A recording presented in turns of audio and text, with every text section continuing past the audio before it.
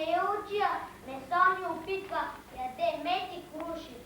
Жив да си мисая за добрите думи, но искам да зная, дарбите сини ли, мога ли остана на служба при нея? Ти какво умееш? Умея да пея, за мъдрец минавам, времето познавам и при всеки случай знаеш какво да правя. Так му си за нея, хайде да ти водя, тя ще ти приеме на служба при нея и ще бъде вечно побратими и верни. Отишли километър заедно за доводи. Нов побратим водя храбра главатарки, умее да пее, за мъдрец минава, времето познава и при всеки случай знае що да прави. От кой род е Зайо? Конят му е Вуйчо. Името му как е? Магарин Чуреблев. Ушите му дълги, не сте ли роднина? Верно, главатарки. А как е гласът му? Дълбушко ревнал, а гласът си показал. Затулила месеца, ушите си слаби и викнала строго. Тиго, не за прилъба, но за страхот става и получава на ден покой плава. Така Магаринчо останал да служи в мечета и дружина. Не минало много и той се прославил. Един ден към обед света насвоила своята дружина. Напрегнат се ръководът. Трябвало да минат всичко пригласили. Когато да тръгват, тя се приближила към него и му рекла слово. Цялата дружина, ти си новобрани, ума си опитай да не ме приправи. Няма главатарки, аз реда му зная. Лъвът бил застанал край една рослина. Всичките животни минали край него. Дошъл дед да мине мечета дружина. Тъкнал като лъвът спира Магаринчо. Затропва, да скача, като пушка мора, да не ще.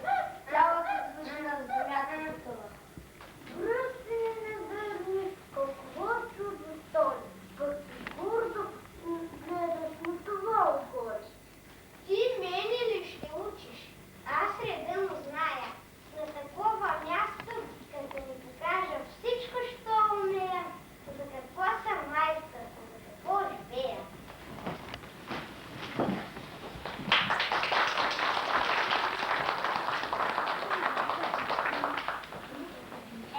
Вземете ли се, приятели? Знаем по реда рам. А вие какво сте чели? А вие какво знаете за него? Жълчо. Че истинското му име е Генчо Станчев Легенцов. Невена. Че е роден в град Кръстодяко.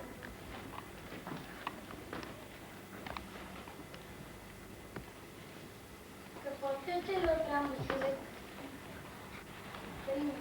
Пътилански царство и мисловната на жена и жена. Пътилански игри.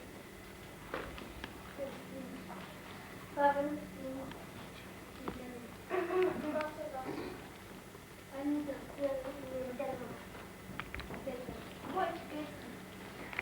наистина приказките са едни от най-разпространените чувства. Сред тях децата в незапомнени времена добиват първите си представи за хората, за отношенията между хора, за природата и природните явления. А вие знаете ли как се наричат тези приказки, които са ни преразказани от писателите? Освен авторовите приказки, какви други приказки сте чели? Рано. Народни приказки. Какви биват приказките по съдържание? Калина. Битови приказки. Приказки за животни. И приказки за чувства. Не е вярно. Рано. Вълшебни приказки. Приказки за животни и битови приказки. Вълшебните приказки са едни от най-старите приказки. Тя се разказва за необикновени приключения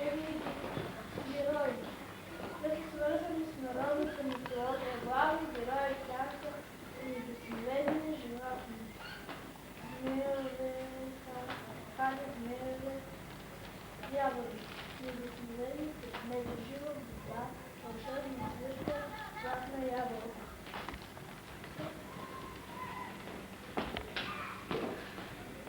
Приказките за животни приличат на обикновени приказки, но се различават в случая главно по това, че героите са животни. Тези герои обаче мислят, говорят, а понякога действат и като хора. Най-известни от тях носят едни и същи човешки качества. Кум Алиса е хитра и лукава, кум Чувалчо глупав, Гаи Бари светлив и така нататък. Приказките най-много подобни. Тях се разкажат за другото и мъжно, доброто и злото. Срамът и възпоставеността и богатство. От тях ние научаваме да пете на българи, за обстановката, в която той е живял. Да, живял близкото лето и буйния огън. Ние виждаме шарни вечернова, в която е поставена земята, топлата типа и зимни и капалища. Нито върнището на земята този преди бабата, която е събрала младенцата и ни изказва включително също. Братовото момче на хитър Петър му отишло на гости. Времето било дъждовно. Ако двора и по улиците е имало така. Улисано в игри момчето изкарвало срещи. На вечерта Петър му каза: "Га сега, чичовото, изми си краката и почисти дрежките си от пълта." "Ей, чичо Петко, защо да се ми е да си чистя? Нали утре, така когато играя, пак ще се изпапа." На хитър Петър му домъчнял, че братовият му син не е научен да се пази чист, а на това отгоре е мързелив. Той е решил да му даде добър урок. Като станали сутринта, Петър каза: "Я, чичовото момче, вземи лопатата, метлата и иди да почистиш двора, където е спал нощет магарето." "Ами, чичо, защо сега да ми търсиш да ми отваряш работа? Каква ще е файдата от сегашното чистене? Нали утре магарето пак ще изцапа." Добре, тъй да бъде, щом казваш." Малко момчето излязало на двора, хитър Петър заръчал на жена: "Днес с тебе ще идем с Кришим от детето. Няма да му даваш нищо с ръка. Прибери хляба в съндъка и го закрути." "Ама защо, Петър, нали детето ми на гости, така ли ще го посрещнем?" "Според гостинина и посрещането." Минало много време и детето обладняло. То често поглеждало към къщи и очаквал да му покаже съдът. Щом Петър се върнал и се подал на прага, то попитал: "Чичо, няма ли да ядем?" "Няма да ядем. От дома вече няма да ядем, момчето ми." Момчето започна да поглежда към скринката. Но тя не му дала нищо да хака, нито пък приготвила да яде. Щом Петър се върнал на обяд, влезли в къща жена си и там се разпръщнал момче. И нали вече момчето било много гладно, пак попита: "Чичо, няма ли да ядем?" "Гладен ли си?" "Гладен съм като вълк."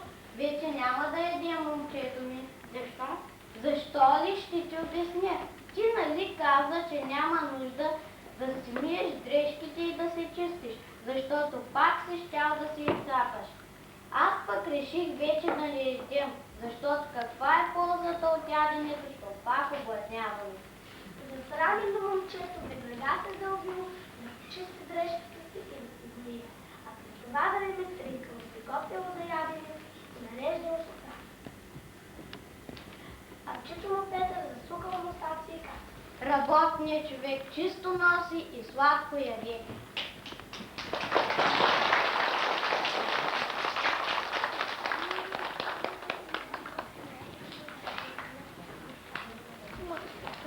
Дойде вече на най-трудната загадка.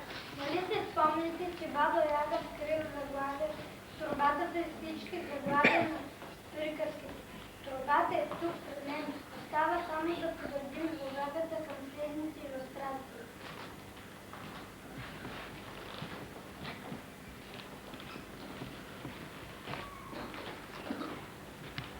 Тази картина от коя приказка? Дядо и ряпа. Жахме с дете.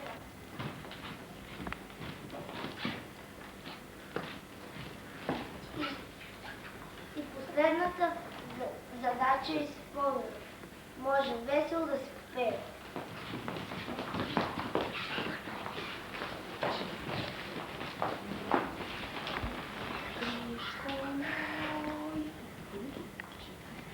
Мишко моя пожълтяла, си взе спомен отпреди. Колко песни си ми пяла, колко приказки реди, колко песни си ми пяла, колко приказки реди. С твоите букви рано будни тръгвах от зори на път и след страниците чудни не заварваше сънят и след страниците чудни ме заварваше сънят. Разнах с теб сухоче яко и полинах надалеч, като майчиното мляко кърмеше ме твоята реч, като майчиното мляко кърмеше ме твоята реч.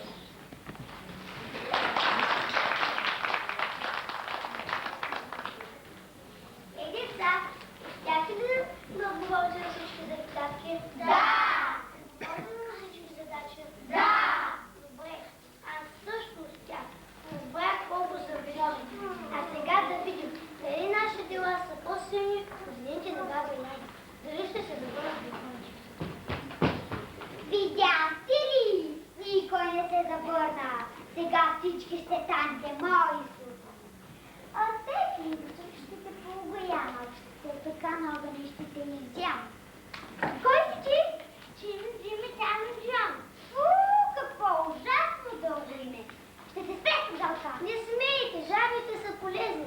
Това е мой приятел, Джими Чами Джон. Ей, сега ще те хвана. Помощ, приятели, деца, викате помощ.